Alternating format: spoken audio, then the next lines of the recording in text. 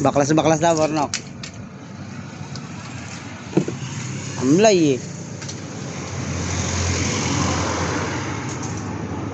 Diba, pwede na yan.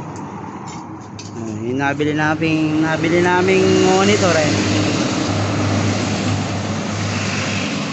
Yung nakakuha tanso dyan sa monitor na lumang computer. Diba? Tiyaga-tiyaga lang. Matamlay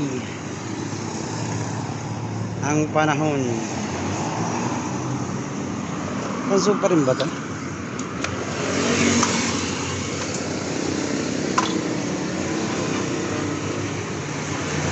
Wala. Matamlay o giliw ko, matamlay ang araw na to.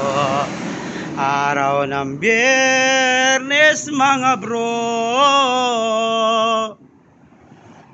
Kung ikaw ay naiinip na rin ako.